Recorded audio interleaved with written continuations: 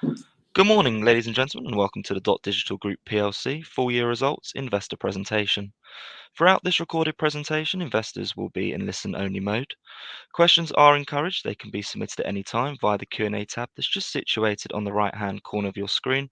Please just simply type in your questions and press send.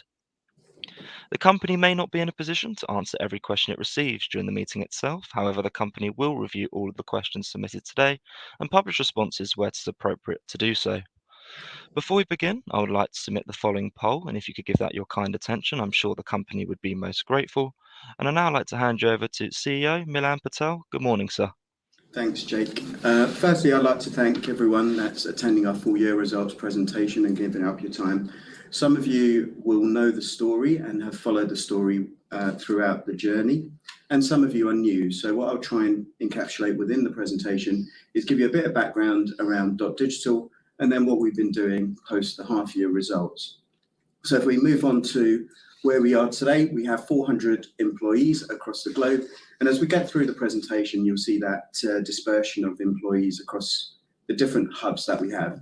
We're centered out to three main hubs, UK being our hub into EMEA, our New York offices being our hub into North America, and our Sydney offices being our hub into APAC. Now, when we describe hubs, it's having every single department that you can really scale from as you penetrate further other international regions from that central hub. In terms of the business, we have 9 international locations, a very strong partnership network that works around one of our pillars of growth. We're very much focused in that mid-market, larger enterprise type of customers. So I guess, what do we do? There are 4 main components to the platform. First, around our data capabilities. That's about customers bringing data in very easily from a data ingestion perspective, really to build up a view on the recipients that they're talking to.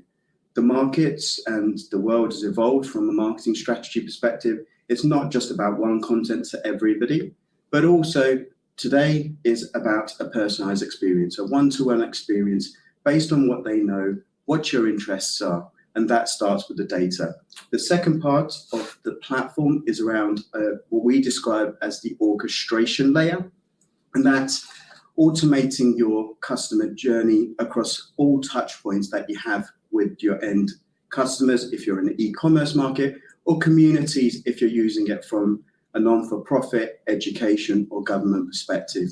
We normally talk about in the presentation from an e-commerce angle, but what we have is a customer that's very diverse across our portfolio. The third part to that, once you've created your campaigns where you don't have to have any expertise within your marketing departments, it's all drag and drop technology, easy to use. You've got all the different channels that you can communicate on, whether it's email, which generates the highest return on investment from all digital marketing channels, but you're trying to enhance that experience or be front of mind to people you're speaking to. We have all the other channels like SMS that you can complement with email, social, push, and the list goes on. In terms of, you can see some of the customers we actually serve, but we have over 4,000 brands that use our platform in varying degrees of challenges that they're trying to solve. If we look at how many active customers, we have 50,000 active customers that use our platform on a monthly basis. So down at the bottom, from a business split perspective, we have 3 main organic growth pillars. One, around geographic. Secondly, around our strategic partnerships and the integrations that we've built within e-commerce, or integrations that we've built into CRM platforms for B2B marketers. In terms of the third pillar of growth for us is around product innovation, and that's about spending the R&D dollars of product development to create that feature-rich platform, but also monetizing the technology that we build. If we look at the journey of the business, we talk about sustainable growth, profitable growth, and our key KPIs and the focuses are around revenue, profitability, and cash conversion. So if we look at the year in review, some of you would have been here or following us around the time of the interim results. There's a couple of key things that we talked about where we saw some headwinds, but what I can say is we've seen growth across all regions.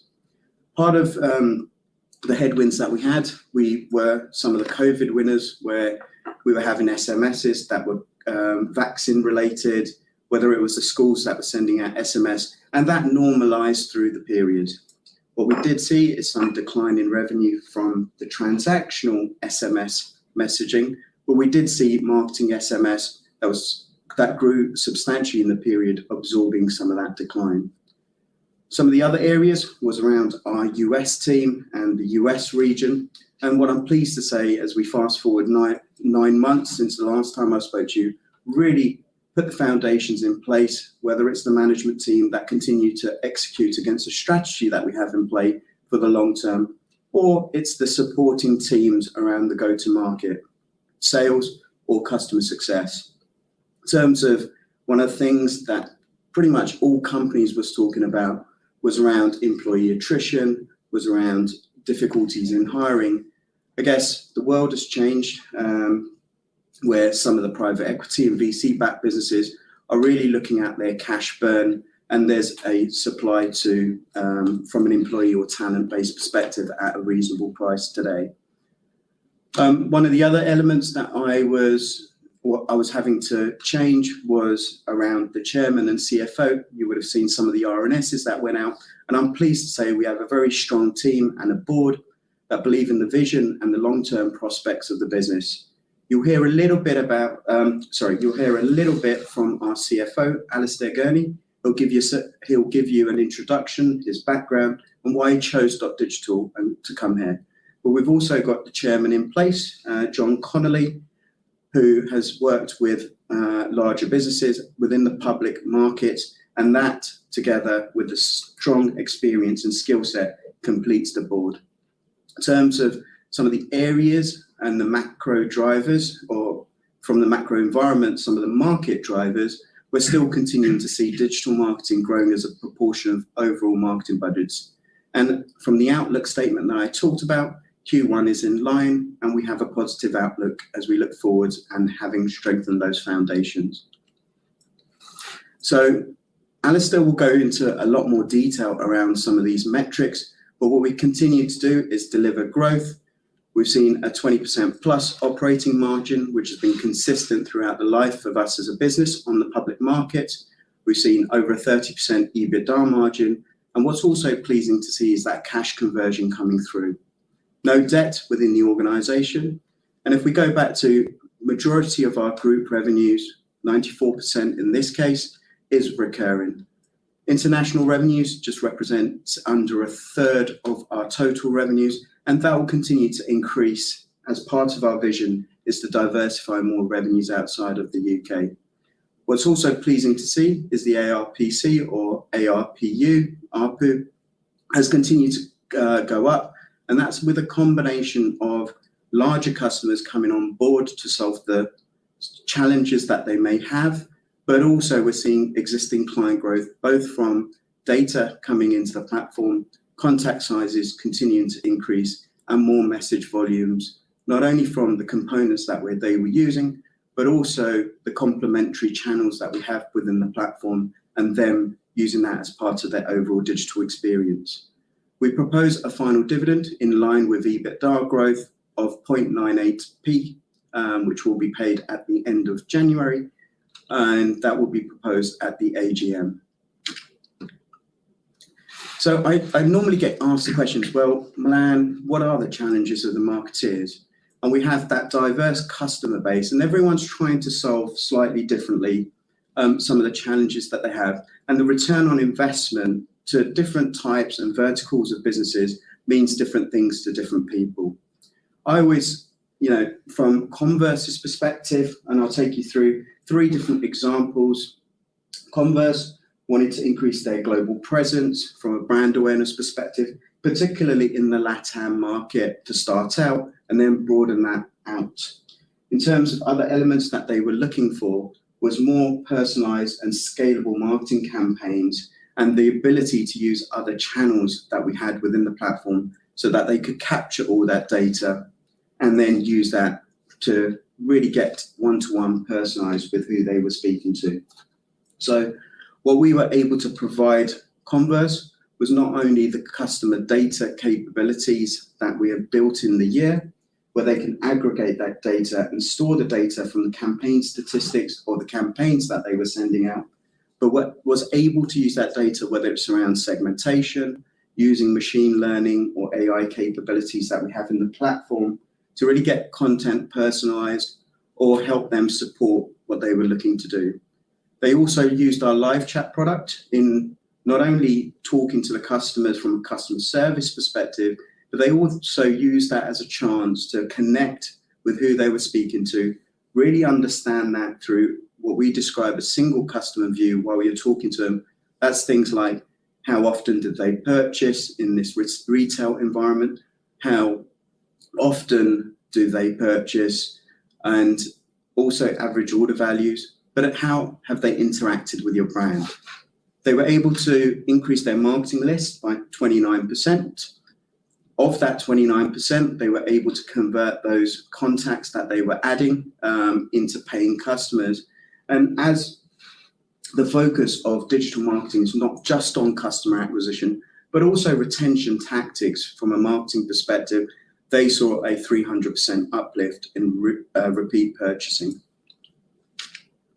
Kissed Earth, they had a slightly different challenge. There was the elements of, they had a lot of data in different silos within their organizations or across different business systems. What they wanted to do was aggregate that all in one place so that they could get more clever, more personalized with who they were speaking to. What they were suffering, or with a previous vendor that they had, was they weren't really getting that conversion rate coming through. So what we're able to provide them, which is a theme across the different challenges people are trying to solve, which is data has to be centric to your marketing campaigns. With the CDP capabilities, were they not only able to easily bring that data into the platform, they were able to use that data to really drive the return that they were looking for. What Kissed Earth were able to see was an increase in their database growth. They were also seeing improved metrics around customer retention and increased repurchase rates through replenishment.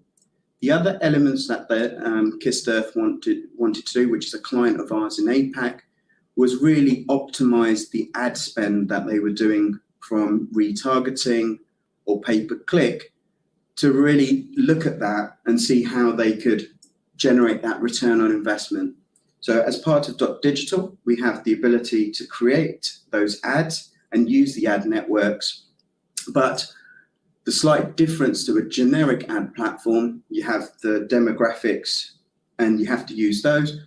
With the DOTDIGITAL platform, you actually know about the person you're speaking to, who you're engaged with, and you can optimize your ad spend to engage the user base and understand what they're doing from a journey metrics perspective. So they were able to carry out all the solutions or use the solutions to solve those challenges. DHL was a slightly different challenge. What they were looking for was the ability to have an account structure that gave them control at the central marketing level, but the field marketing teams, they were able to do customization around these different territories or different brands that they had. The other element they were looking for was a multilingual user interface, and so that their users could use it in their local language. They were looking for more productivity gains across the marketing department. We're unique out there that can really provide a user interface at that user level and still be able to use the account, control the templates, control automation across these different territories and different brands in their local language. The other element was around onboarding. A lot of the enterprise clients want to get up and running very quickly, more cost effectively, and with our professional services teams really understanding what DHL were trying to solve, we're able to onboard a large enterprise client like that within a 3-month period. The other elements that we were able to provide was obviously our data capability from a personalization perspective, but what DHL saw was not only a gain in productivity of over 75%, where we've really built the platform for ease of use. You don't have to have the expertise, quicker to deploy campaigns or get onboarded, and they saw the productivity gains. with the use of personalization within their organization and creating those campaigns through the use of data, as I mentioned, they were able to see an increase in open rates of over 150%. And not only did they see increases in open rates, but also the click-through rates that they were getting on their campaigns increased in the period. So I'm not going to read out all these different market drivers, but what really gives us the confidence of growth? What we have is an environment which is really focused not just on customer acquisition, but with market uncertainties also focused on retention and communicating with their existing customers. So we're very well placed for both of these different marketing tactics. If you look at some of the independent reports, whether it's through Forrester, whether it's through Gartner, we carried out a survey within CMOs and head of marketing. What you're continuing to see is digital marketing is increasing as a proportion of overall marketing budgets. What you continue to see within digital marketing is it's lower cost. You can measure who you're speaking to. You can also measure the return on investment that you're getting from these digital marketing campaigns. Other elements, the market continues to grow double digit, and digital marketing still generates the highest return on investment from all marketing channels. And some of the verticals and the industries that were affected previously through COVID, I guess have now gone to normalized volume levels post-pandemic, and some have continued to increase. So in terms of the competitive landscape, excuse me, everybody really builds platforms that are optimized for these different segments of sizes of customers, whether it's easy to use platforms, which give you some level of sophistication, that are credit card sign up, you don't talk to anybody, and you are able to get those basic campaigns. They're very much platforms that are optimized for the micro or small business. And then you've got platforms within that mid-market segment. And for the mid-market segment, it's all about making sure you have a feature rich and depth within the platform to solve the challenges of what the mid-market is seeing. And then you've got the large enterprise clouds, which is about combining all your different business systems into one organization, where that's typically the enterprise client, and it's fully customized products to serve what your business processes look like. So I guess we all play in these three different segments. What we have is customers looking at platforms like ours, where they want that sophistication in marketing strategies. They want the ability to communicate on multiple channels, the ability to really aggregate that data to drive that optimization and return on investment metrics. We see clients that graduate to a platform like ours. We also see enterprise clients that come on board where they're looking to rationalize their tech stack and effectively come to best of breed solutions that are quicker to deploy and more cost effective. I guess some of the reasons why people choose us, for us, we talk about democratizing enterprise functionality for the mid-market, having the aspirations and bringing reality closer from a platform adoption perspective, as well as being able to serve that enterprise market. Things like multi-store, multi-brand, we're able to, within our platform, able to do that. Areas where I talk about more feature-rich or depth in our capabilities, things like SMS. Some of these vendors have SMS capability, but they can send to 10 countries, 6 countries. We have the ability to send to over 200 countries. For us, also, we have a fast evolving product continuously. Quarterly, we release new functionality within the platform from the R&D spend that we do on a regular basis, and making sure we produce functionality and solutions that are really built for the mid-market, where they don't have expertise and the marketing departments don't have to talk to other departments within the organization. I've already talked about some of the democratization of functionality, but as the world moves to a more one-to-one personalized experience. And what I mean by that is creating those positive experiences, regardless of whether it's a transactional message or a marketing message, at every touch point that they have with the end recipient, pre-acquisition or post-acquisition from a retention perspective. So those are some of the core reasons. More feature-rich, built to play with others from an extensibility. We've talked about some of the integrations that we've built off the shelf, but also some of our strategic partnerships that really gives us our focus in the sales and marketing that we're carrying out. I'm going to pass you over to Alistair to introduce himself, but also take you through some of the detail behind the financial metrics. Thanks, Milan. Firstly, it's my first time presenting to you guys in this context, so it's a pleasure to be here. I joined the business a couple of months ago now, after a period of time talking to Milan and the wider board about the opportunity here. My background previously was in, most recently, a couple of software businesses, private equity backed, Iris Software Group, which was principally UK based but had significant international expansion, and then Unit 4, which was an established global vendor, both a little bit larger than DOTDIGITAL. Prior to that, I had done some work with marketing technology business, so coming to DOTDIGITAL feels a little bit like closing that circle. I had reasons for joining, like, first of all, I had a good rapport and sort of immediate, let's say, strategic alignment with Milan and the other board members, but also the track record of the business, the long-term growth profile speaks for itself. And I think it's exciting to be part of a business with that history and a proven ability to pivot as time passes and the market moves. The leadership team that's in place, not just at a board level, but sort of just one layer below the board, has been with the business for a long period of time and has shown that flexibility time and time again. So I believe we're very well placed to continue to evolve with the market over the coming years. From a performance point of view, I won't dwell too heavily on individual numbers because they are all available in the accounts. So there's no way I can cover that full detail now.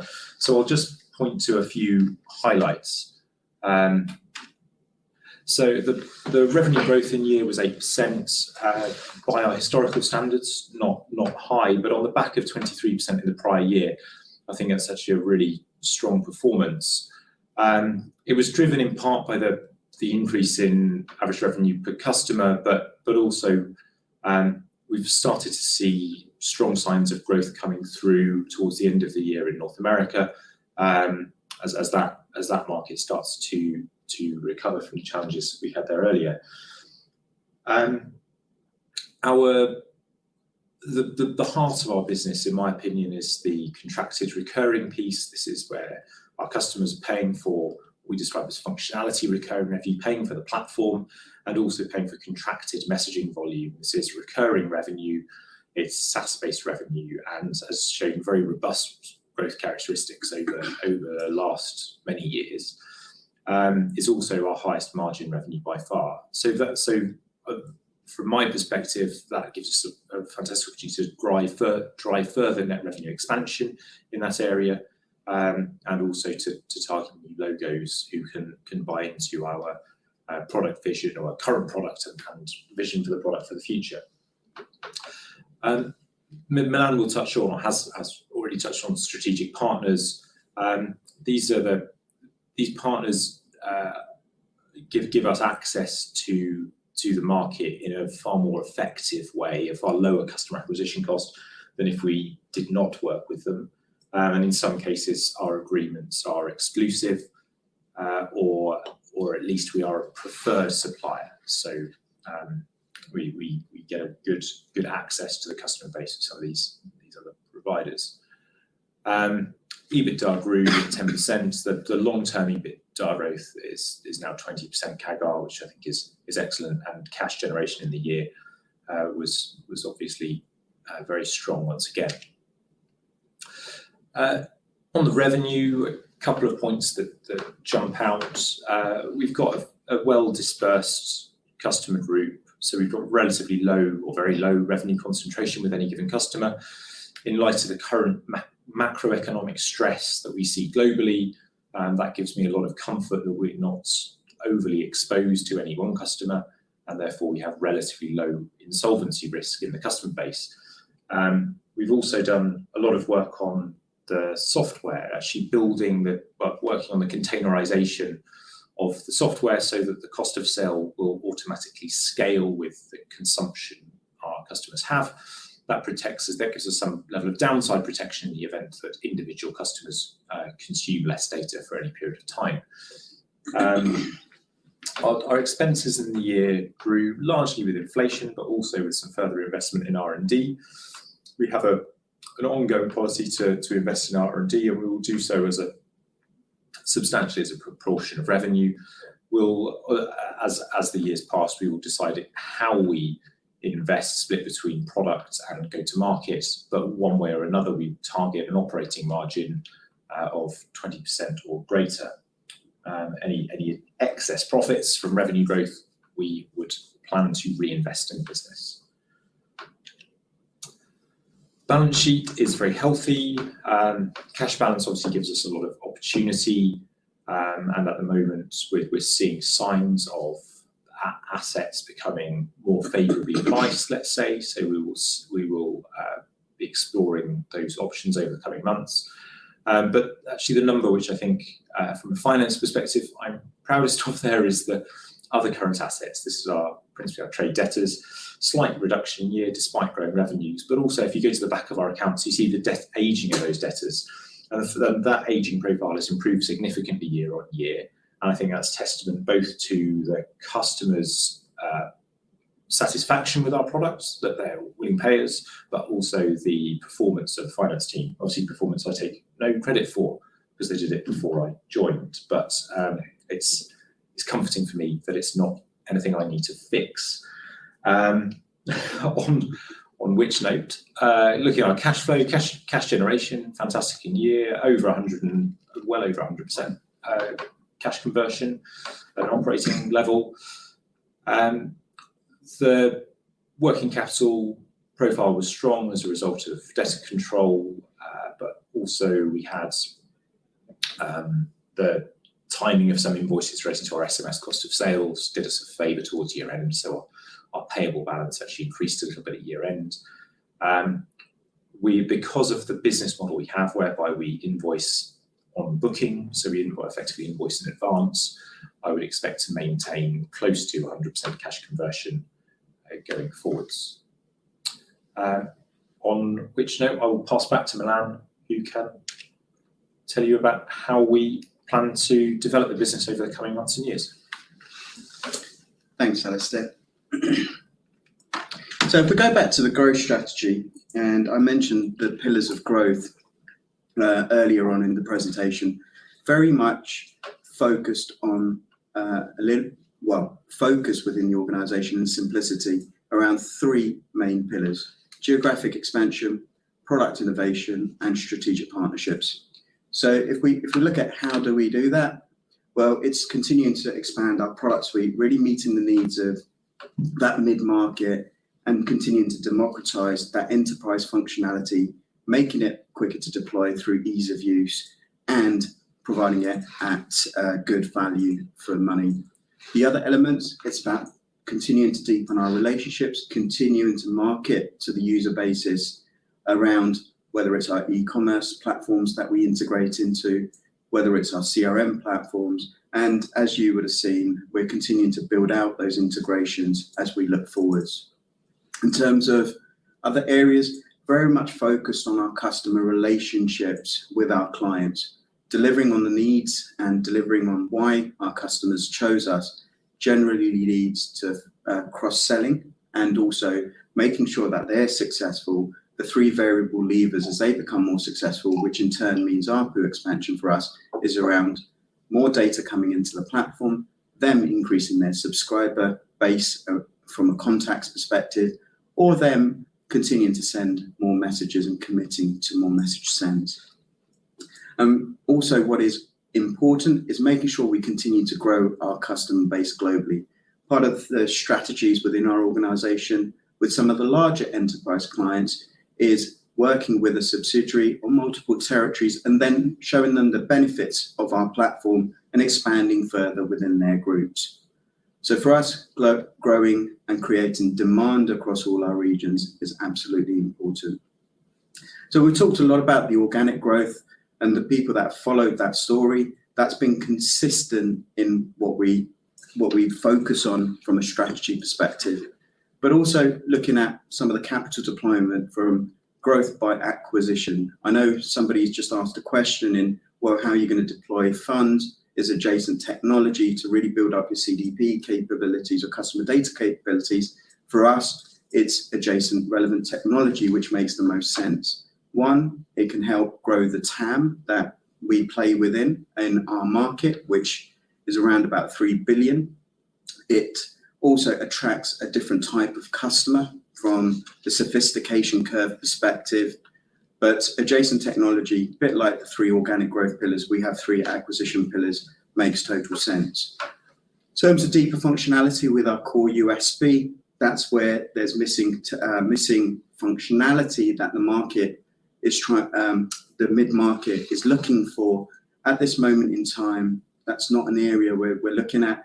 Typically, we have a future long-term roadmap of our own R&D efforts, and typically we build that element within that.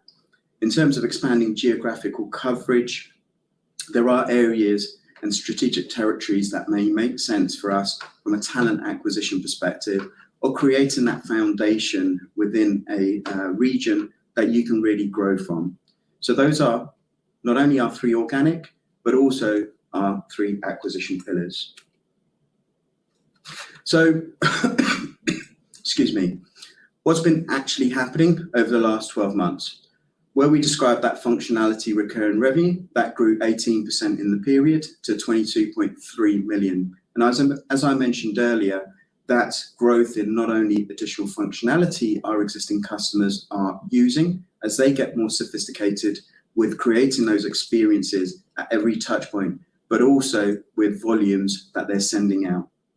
We're also attracting a larger customer base as they come on board, and that naturally increases ARPU or ARPC.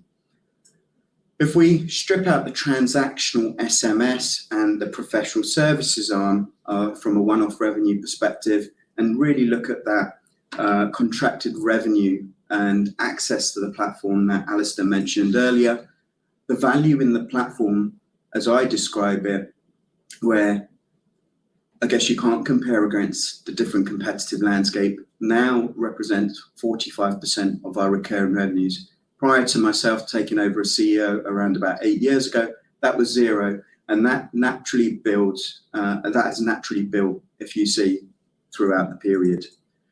Some of the areas that we've continued to bolster from a product roadmap perspective.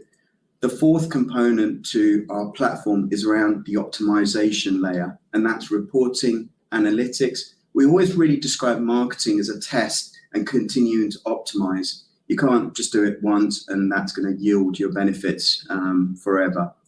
So we've been able to provide all of the advanced analytics as well as the reporting for our customers to continually optimize their campaigns.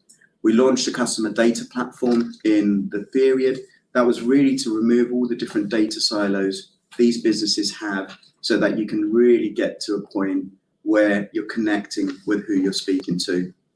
We've also increased, and as we look into FY 22-23, we are continuing to build out off-the-shelf integrations, both from a data ingestion perspective, but also to capture more zero-party and first-party data. So if we look at some of the stats, we're continuing to see customers use more than one channel to really connect with. We saw that up 11% in the number of customers using that more than one channel. We saw more and more data coming into the platform. That was up 56%. And not to forget where we've come from. Volume of emails continue to increase, which has high gross margin business, but also from all digital marketing channels, still has the highest return on investment. So where are we going? What's actually happening in the market over the next 3 years? And for us, it's about long-term vision of our product.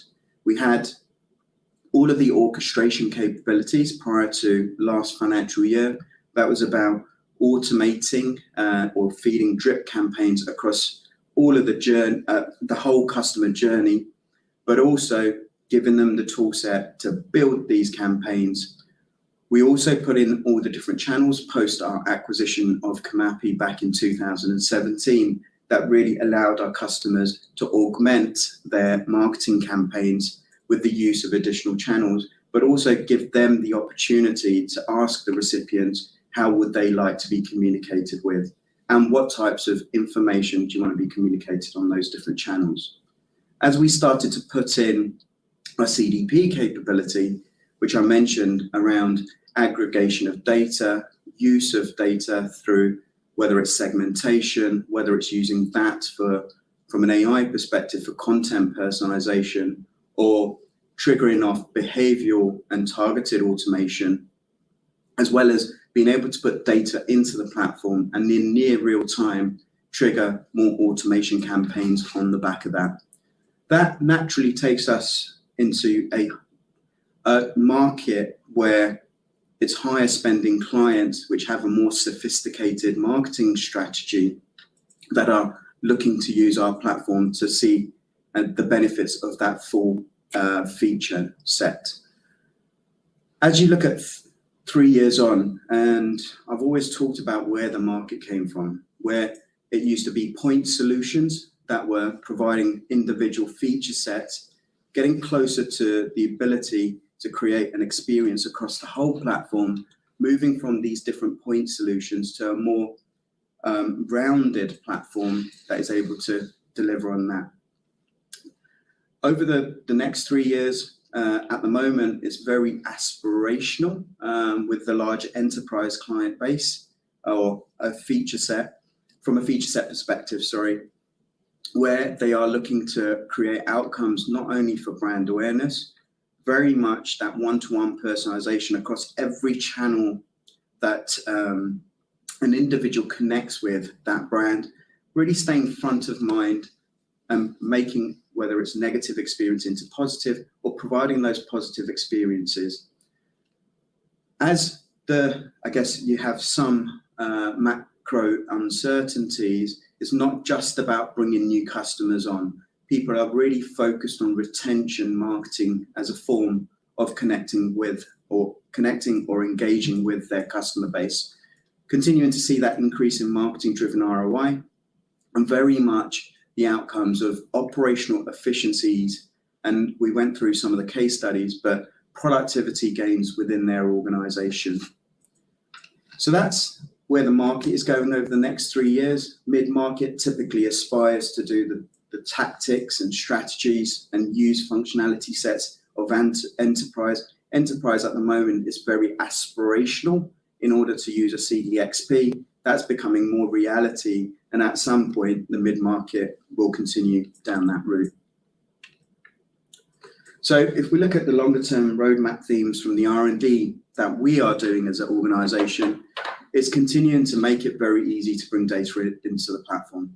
That's about integrations into business systems like ERP, into point of sales data as customers start to marry up online sales with in-store purchases, or if it's B2B marketing or non-commerce, it's about bringing data from whether it's your accounting system, whether it's other forms of business systems that you're using to really aggregate that data around our single customer view. So from a CDP capability, it's the data visualizations of all of that data and bringing it more from near real time to real time events that we're capturing. In terms of around that data, it's also continuing to build the AI and machine learning technology and optimize algorithms that are suggesting to our marketer what to do next to really optimize their campaigns, really putting the power of the technology to do the thinking, but for the marketing departments then to just deploy strategic vision opposed to having to do the doing. And some of the other channels that we are looking at is not only from what we have, we've got stronger foundations, we're continuing to build out a feature set around these different channels, and one of them being web personalization. Now, when I talk about website personalization, that's all of us could be going onto a website and having a different experience, different content, whether if it's in an e-commerce market perspective, it's about products that are relevant to us at the header of the website, etc., and having content that is really optimized to you. From a non-commerce perspective, it's about capturing interests and using those interests to make sure that the content on your website is really relevant to you. So those are some of the areas that we're looking at. If we look at, well, adjacent technology, Milan, you talked about potential acquisitions. What are the different verticals that make sense? For me, adjacent technology acquisitions is really to accelerate our path into CDXP, or customer data experience platforms.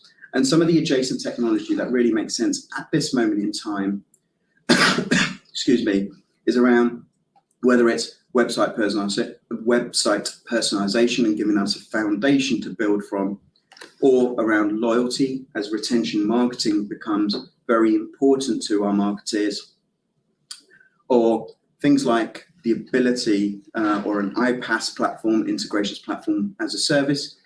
I'm throwing out some acronyms and I guess some buzzwords, but taking what iPaaS is in its basic form is platform that's already built lots of different integrations into business systems, but you're able to connect once and have the ability to use those many integrations from a data synchronization perspective.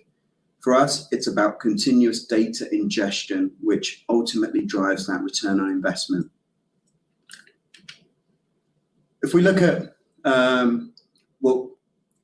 the revenue that we've created, or the growth that we've had in our third pillar around strategic partnerships, that increased 14% in the period. Magento, or now known as Adobe Commerce, that increased 10% in the period. And that is our longest serving relationship.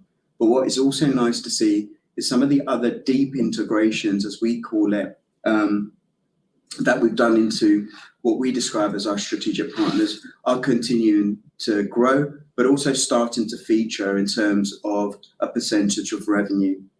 Areas like Shopify, BigCommerce is more newer in terms of the integration that we've built, but also that relationship with the management teams and across the board is continuing to build from a joint go-to-market perspective. And not forgetting our B2B marketers around the CRM connectors that we have. Microsoft Dynamics is up in the period, Salesforce is up in the period.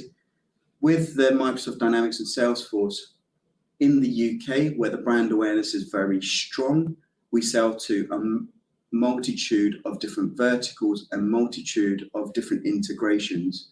Where we have international regions that are developing in their brand awareness, they're very much focused on the e-commerce market through using the global presence of the e-commerce platforms, whilst we enhancing their value proposition for the end merchants.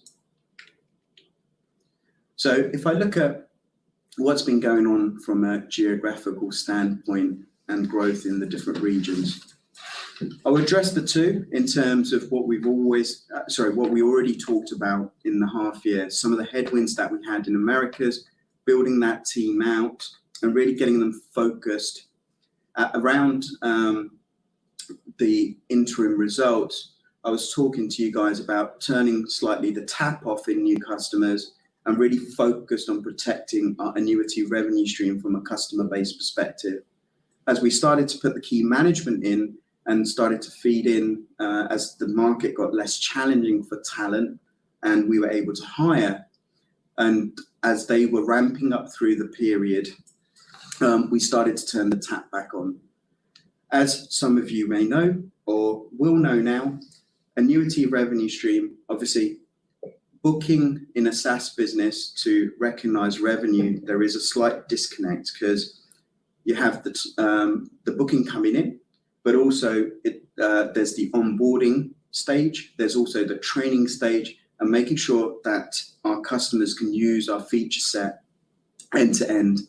So there's a time lag between that, but also as you turn the tap back on, it takes, you're signing up customers through the period. It's when you see the 12 months of that compounding is when you see the benefits of the bookings that we've seen in Q4 and Q1 of this financial year. And that's grown substantially as we've turned the tap back on. In terms of EMEA revenue, that grew 8% in the period. At the half year, we were talking about some of the COVID-related messages from an SMS perspective. That's continuing to unwind. I initially mentioned that where that was declining, we did see marketing SMS substantially increase in the period, which absorbed some of that revenue decline. APAC led the charge from a growth perspective and grew 18% in the period. And that's a combination of brand awareness within our ANZ market, but also from selling into the Far East from our Singapore office. We've continued over FY21-22 to put headcount and investment into Singapore. As we've built out our partnership network, we were seeing strong demand coming through and conversion of those clients. One of the things I mentioned was around Japan. That's where we were dipping our toe in the water, really to understand the market, really to see how our value proposition fitted within that marketplace, and also from a pricing and marketing strategy perspective, what our go-to-market was from an entry perspective. Where we are today, we've seen a very strong partnership network build around the strategic partners. Our strategic partners are doing very well within the Japanese market. Our user interface is already translated into Japanese, as well as us having our sales enablement collateral and partner enablement collateral, and we're seeing strong pipeline building. As we look into FY22-23, some of our investment will be going into putting feet on the ground now within the Japanese market. So I always talk about, well, for us as a business, the right ingredients in our organization is not just the technology, it's also the people that really bring the platform to life. And I wanted to take you through some of the stats and what we were seeing. A lot of companies around the time of our half-year results were talking about not only inflation, but the difficulties in hiring across the globe, as I guess lots of, whether it's private equity, VC-backed business, or even businesses were really going for the talent, which was pushing up price. We've seen a slight reversal in that with the macro uncertainty, where there is a supply of good talent at a reasonable price. If you look at my half-year results presentation, we talked about some of the things we were doing from a culture perspective, but also from an employee attrition perspective. So where are we now? We're over 400 employees. We've seen applicant rates continuing to increase. Job security is higher priority for people. And what we have is a strong vision within the organization, but also a strong business model that backs up what employees are looking for. Our employee attrition has gone down, so retention going up to 17%, but that continues to fall as we went into Q1. But more importantly, what I look at is how engaged are our employees or our people within the organization. And I can proudly say over 90% of our employee base is engaged with the company. You can also see the geographical spread of our business. So looking ahead, I like to have focus. I like to have key priorities that we're addressing when we look at any future year. For us, it's about building pipeline coverage across all of our regions. It's about using our marketing dollars to create brand awareness in some of the newer markets that we play in, but also customer marketing is an important factor for us.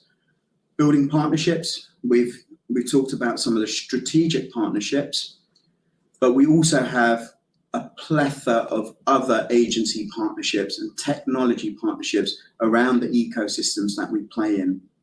So it's continuing to build brand awareness across the user base and working with our teams from a relationship basis to drive return. Absolutely important to us, which is continuing to attract and retain staff. I think from the engagement statistics, we've done really well in terms of having that one culture within the organization as we move to a more hybrid working environment.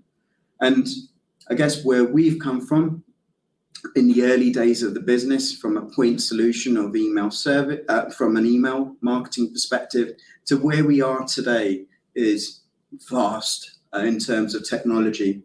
And that's continuing to educate the market, both from a product offering perspective, but also from a brand positioning perspective, really showing the benefits of how you can use different functionality, use the data or the different channels amongst their overall marketing strategies. So those are the core areas we will look to focus on in FY 22-23. And for us, ESG is very well ingrained within our organization. It's at the heart of what we do, whether it's around what we describe as our voice within the organization. And that's a multiple of groups that are really passionate across all levels within the organization around these subject matters. They have good ideas, what they're looking to do. They all have budgets to be able to make sure that they can deliver on the ideas that are coming through for each of these matters, as well as accountability and responsibility to change the business. If you look at where we were 3 years ago, but over the last 3 years, we've been carbon neutral as a business. We talk about a sustainable business. Not only does it help us attract new employees, it helps us retain, but also as newer customers are coming board, as well as existing customers, this is something that they look at. So we have 4 groups. We talk about .wellbeing, which is around our people, whether it's support and education, whether it's areas like mental health, which is obviously a topic that people talk about. There's around diversity, equity, and inclusion. We have a team or group that works within that. We have a group that works around .community and social areas, but also we have our .green team. What we have continued to do, we joined the Terra Carta, using best practice to reduce our carbon footprint. Where we talk about 100% renewable energy, that's our office space, that's around the cloud infrastructure that we use. And we have a net zero commitment by 2030. We've also put environmental management systems within our organization, which are independently audited, things like ISO 14001 from an environmental perspective, but also around data security and data privacy. So we have ISO qualifications or certifications of 27701, 27001, which are our key tenets of how we build our products. So in summary and outlook, Q1, positive trading momentum continues into the new financial year. We've improved or enhanced our operational foundations to really return back to double-digit growth in the midterm. Highly visible, something Alistair talked about around our SaaS recurring revenues, a robust balance sheet, no debt within the organization that allows myself and the teams to really focus on that capital deployment, which is going to be ultimately increasing the return that we make. Clear strategic vision, whether it's around organic growth or inorganic growth in what we're trying to achieve. And for me, the market and the market drivers that I talked about look favourable for us to give us confidence for growth into the future. Thank you very much for listening to our presentation. Let's turn over to questions, if that's okay. Absolutely. Milan, Alistair, if I may just jump back in there, and thank you very much indeed for your presentation this morning.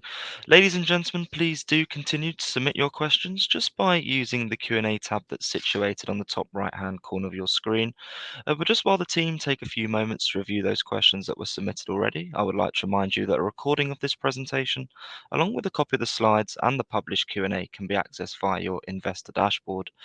Milan, Alistair, as you can see in the Q&A tab, we have received a number of questions during your presentation today. So thank you to everyone on the call for taking the time to submit their questions. And guys, if I could just hand back to you to make your way through the Q&A tab to respond to those questions where it's appropriate to do so, and then I'll pick up from you at the end. Thank you. Yeah, no problems at all. So I'm just quickly going through the questions.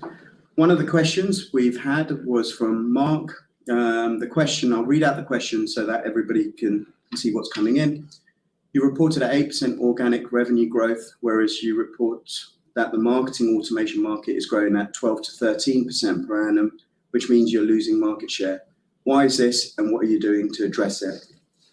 So if I go back to some of the headwinds that we talked about, the unwinding of the SMS from a transactional standpoint, that was absorbed, but not fully to the point of market growth.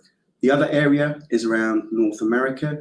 North American growth was higher than that prior to some of the challenges or headwinds that we saw. We've really put the team in place now that is ramping up through the period that can return us back to the levels of growth from a market perspective. So I think throughout the presentation, I've tried to address what we are doing with the foundations that we built and what our future strategy looks like, both from an organic and inorganic perspective. So the second question from Sam, thank you for your question. Good to see progress in North America. How important is the US to your growth plans, and what investment is needed here? For me, what I needed to do over the half year, I did have a few spinning plates, as you can see from when I first came out at the half year. What I needed to do was put those plates down safely. And I'm pleased to say we've addressed each and one of those challenges. Now it's about optimization and opportunities as we look forward. What we have done, and part of what I'm looking at here, is really seeing the metrics that are coming out to the region from our sales teams, our customer success teams. Quite a lot of them are new, so I need to get them up to the ramp up through the training programs that we have, and then we can actually see what the metrics look like, how they are performing, and then push further from a sales and marketing perspective. Part of what we are doing from a growth plan perspective is really looking at a couple of metrics to drive more salespeople or business development people within the organization or within North America, or customer success people. And these are metrics like, well, what does my sales pipeline coverage look like? If I have enough pipeline coverage, that's when we would add from a sales perspective. We also look at how much revenue from an MRR perspective our customer success teams manage. And as customers continue to increase, that team will continue to expand as well. So we're looking more at metric-driven investment. Obviously, quite a lot of people from a foundational perspective are new. So let's get to that end of the period from the results, and then we can see what other investment is required.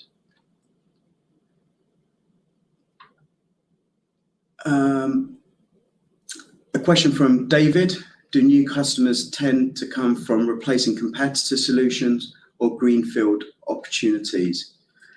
So if I answer that in a couple of ways. Firstly, each market, if we look at a regional, from a region, is at different stages of the life cycle from the market that we play in. So North America is one of the largest markets that is very well developed.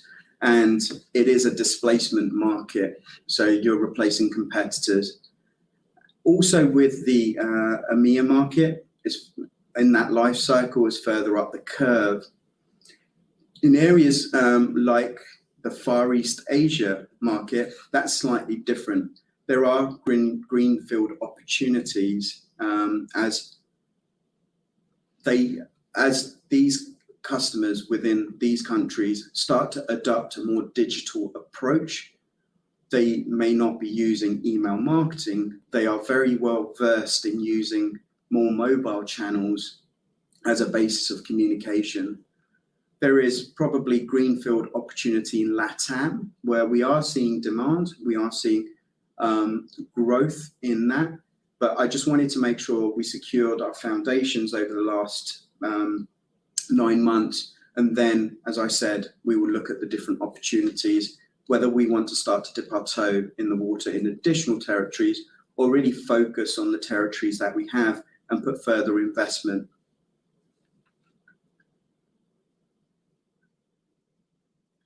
Question from David. Can you explain how your strategic partners give you any competitive advantage?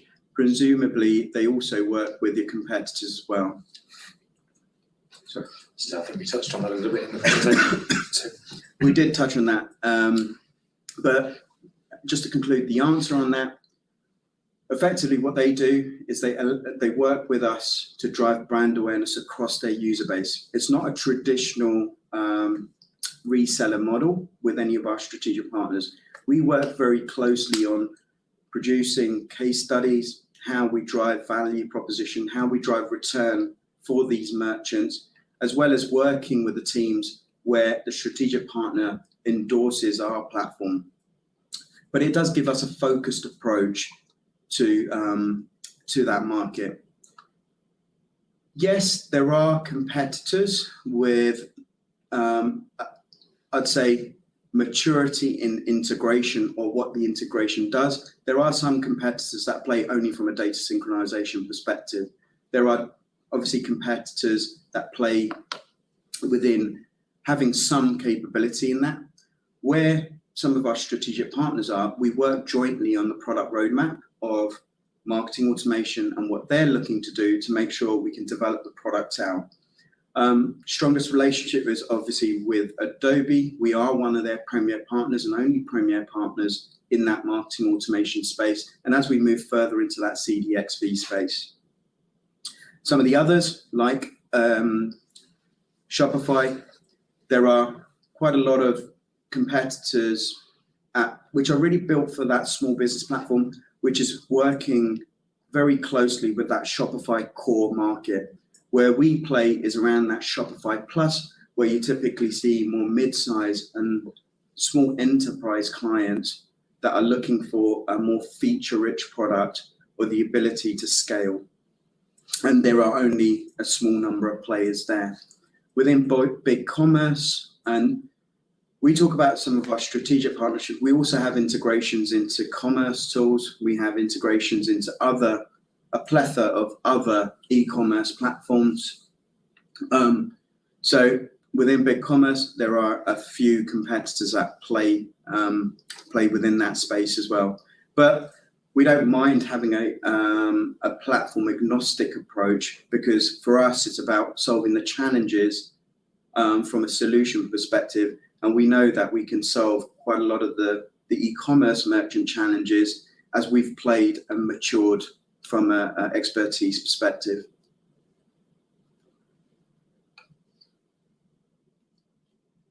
A question from Nigel. I'm sorry, there's quite a lot of questions. I'm not going to get through all of them, but we'll see what we can answer. But Nigel, do you see any white labeling opportunities in markets not yet addressed, e.g. China? So what we've continued to do is really work on our partnership program. And what I mean by that is whether it's agency partners or technology partners. At the moment, what we've done is really refine that for referral model, as well as some level of reselling in strategic territories that we're not playing in. white labeling, as we look forward, that's an area that we are discussing.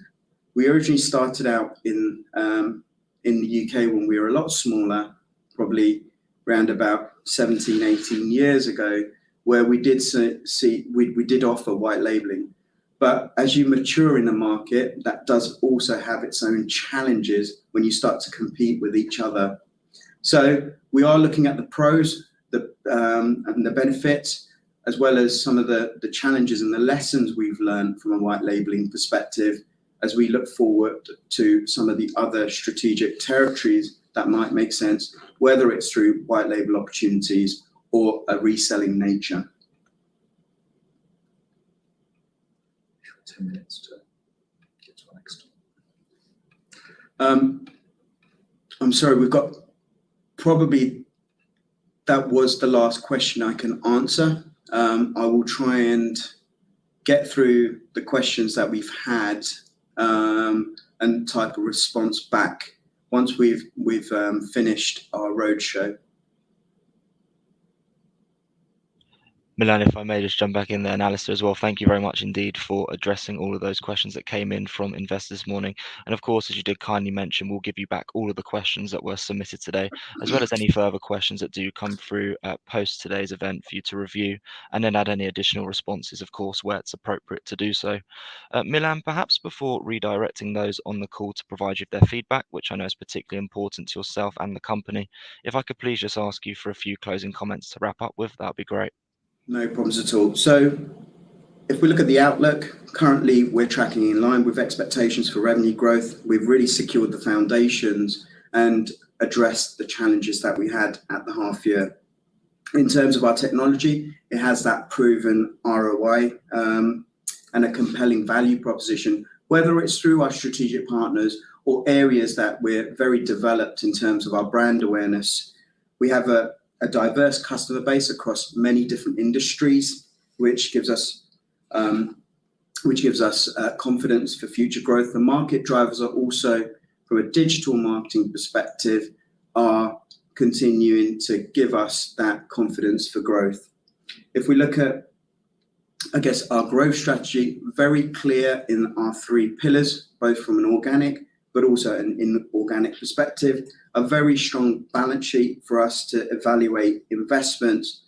And this gives us confidence in the ability to continue growing profitably and sustainably. Thank you very much, everyone, for listening to our presentation. Thank you. Milan, Alistair, that's great. And thank you once again for updating investors this morning. Could I please ask investors not to close this session, as you'll now be automatically redirected for the opportunity to provide your feedback in order that the management team can better understand your views and expectations. This will only take a few moments to complete, but I'm sure will be greatly valued by the company. On behalf of the management team of Digital Group PLC, we would like to thank you for attending today's presentation. That now concludes today's session, so good morning to you all.